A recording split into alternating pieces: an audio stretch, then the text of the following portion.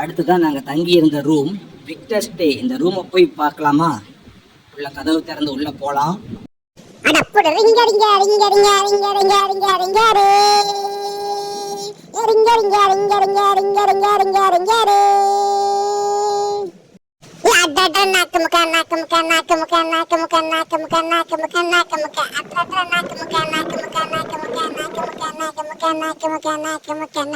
மதுரை குளுங்க குளுங்க நையாண்டி பாட்டு பாடு, பொழுதி பறக்க பறக்க நீ போடாத ஆட்டம் போடு.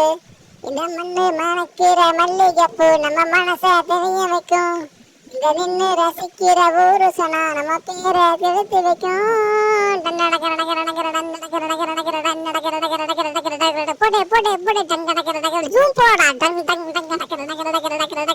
அதே காலையில் இந்த ரூம் ஒரு 5 மணிக்கு நாங்கள் ஓப்பன் பண்ணோம்.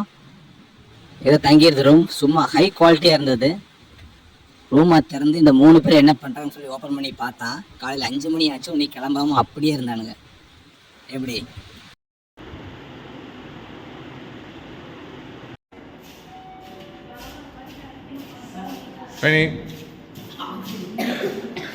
லூடு தூங்குறான்.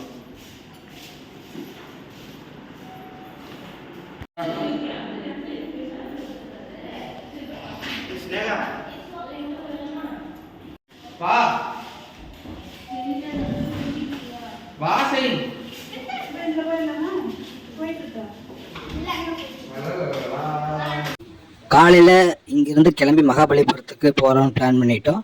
இந்த ரூமை ஸ்பான்சர் பண்ண பாமினி எரா ஸ்கின் கேர் லைட் க்ரீமுக்கு நன்றி. அவங்க இந்த ரூமெல்லாம் கிட்ஸுக்கெல்லாம் ஸ்பான்சர் பண்ணாங்க. எங்களோட அமௌண்ட் கொஞ்சம் கொடுத்தோம்.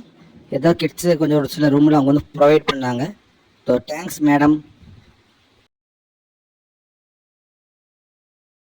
நெக்ஸ்ட் குரூப் டூர் வர்றவங்க இந்த ட்ரிப்ளிகனில் இருக்கிற இந்த விக்டர் ஸ்டேல ஸ்டே பண்ணுங்க. நல்லா இருக்குது, ஹை குவாலிட்டியாகவும் இருக்குது, நல்லா நீட்டாகவும் இருக்குது, எந்த வித ப்ராப்ளமும் இல்லை, சூப்பராக இருக்குது விக்டர் ஸ்டே.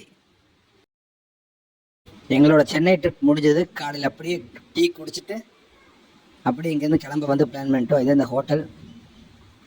காலையில் எழுந்திரிச்சு டீ குடிச்சிட்டு அப்படியே இங்கேருந்து நாங்கள் மகாபலிபுரம் தான் நெக்ஸ்ட் பிளான்.